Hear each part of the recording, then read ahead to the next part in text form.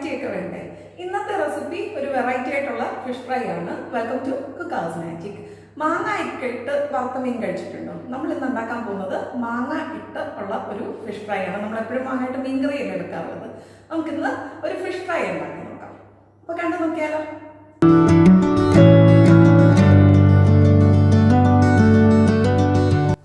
അപ്പോൾ നമ്മുടെ ഈ ഒരു ഫിഷ് ഫ്രൈ ഉണ്ടാക്കാനായിട്ട് 1 കിലോ അയലയാണ് എടുത്തിട്ടുള്ളത്.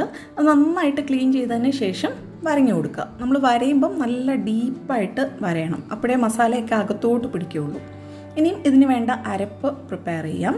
അരപ്പിനായിട്ട് വേണ്ടത് ഒരു 3 ടേബിൾ സ്പൂൺ കുരുമുളക്. ഈ ഒരു ഫിഷ് ഫ്രൈക്ക് എരിവ് കൊടുക്കുന്നത് കുരുമുളകാണ്, അപ്പോൾ കുറച്ച് കൂടുതൽ കുരുമുളക് എടുക്കുക. ഇതുപോലെ മുഴുവൻ കുരുമുളക് തന്നെ എടുക്കുക.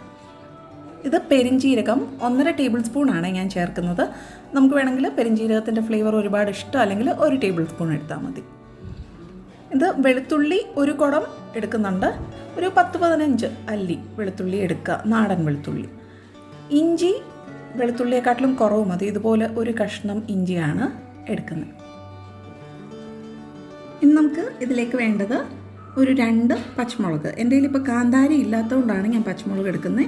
കാന്താരി മുളക് ഉണ്ടെങ്കിൽ അത് ചേർത്താൽ മതി. പിന്നെ ഒരു 1.5 ടേബിൾ സ്പൂൺ കാശ്മീരി മുളക് പൊടി വേണം.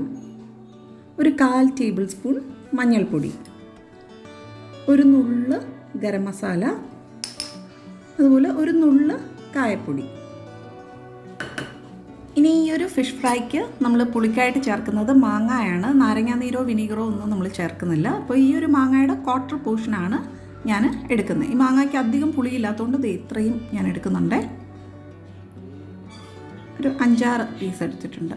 ഇനി ഇതിലേക്ക് ആവശ്യത്തിനുള്ള ഉപ്പ് ഇട്ട് കൊടുക്കാം. നമ്മളിത് ഒന്ന് അരച്ചതിന് ശേഷം ഉപ്പ് നോക്കുക, കുറവാണെങ്കിൽ കുറച്ചുകൂടെ ചേർക്കാം.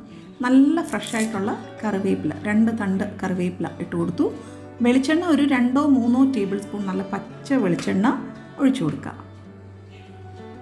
ഇനി ഇത് നമുക്കൊന്ന് അരച്ചെടുക്കാം. ഒരുപാട് സ്മൂത്തായിട്ടങ്ങ് അരയ്ക്കേണ്ട, ചെറിയ തരിയോടുകൂടി തന്നെ അരച്ചെടുക്കാം. അപ്പോൾ ഇത് അരച്ചെടുത്തിട്ടുണ്ട്. ആ കുരുമുളകൊക്കെ നന്നായിട്ട് അങ്ങ് അരഞ്ഞു പോയിട്ടില്ല കേട്ടോ, ചെറിയ തരിയുണ്ട്, അതാണ് നമുക്ക് വേണ്ടത്. അപ്പോൾ ഈ മാരിനേഡും ഞാൻ ഫുള്ളായിട്ട് യൂസ് ചെയ്യുന്നില്ല, കുറച്ച് അരപ്പ് ബാക്കിയുണ്ട്. ഇത് നമുക്ക് ഫ്രീസറിൽ സ്റ്റോർ ചെയ്യാം. നെക്സ്റ്റ് ടൈം നമ്മൾ മീൻ വറക്കുന്ന സമയത്ത് നമുക്ക് യൂസ് ചെയ്യാം. ഇനി ഇത് നന്നായിട്ട് മീനിലേക്ക് തേച്ച് പിടിപ്പിക്കാം. ഇതുപോലെ ഫുള്ളായിട്ട് ഇങ്ങനെ ഫിഷ് ഫ്രൈ ചെയ്യുന്ന സമയത്ത് നമ്മൾ നന്നായിട്ട് വരഞ്ഞു കൊടുക്കണം. ആ മസാലയൊക്കെ അകത്തോട്ട് പിടിക്കണം.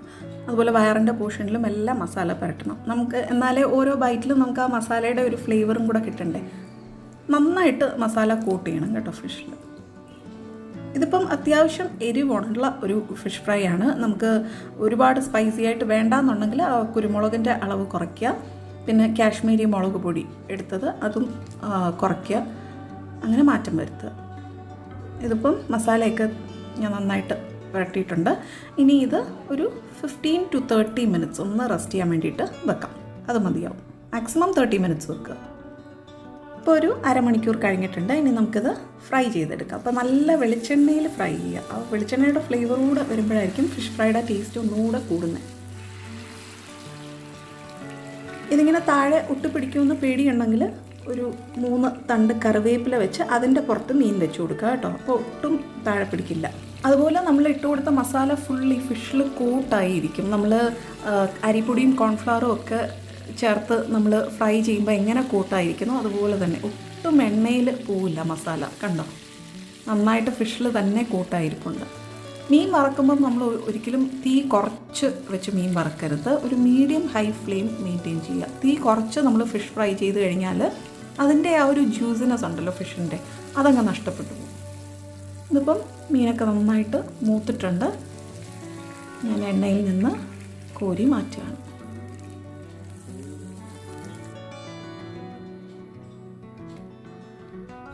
അപ്പോൾ നമ്മുടെ അടിപൊളി ഫിഷ് ഫ്രൈ റെഡിയാണ്. ഇതിന് നല്ല കുരുമുളകിൻ്റെയൊക്കെ എരിവും ആ മാങ്ങയുടെയൊക്കെ ഒരു ഫ്ലേവറും എല്ലാം കൂടെ വരുമ്പം കഴിക്കാൻ നല്ല ടേസ്റ്റാണ് കേട്ടോ. അകമൊക്കെ നല്ല സോഫ്റ്റാണ്, കണ്ടോ.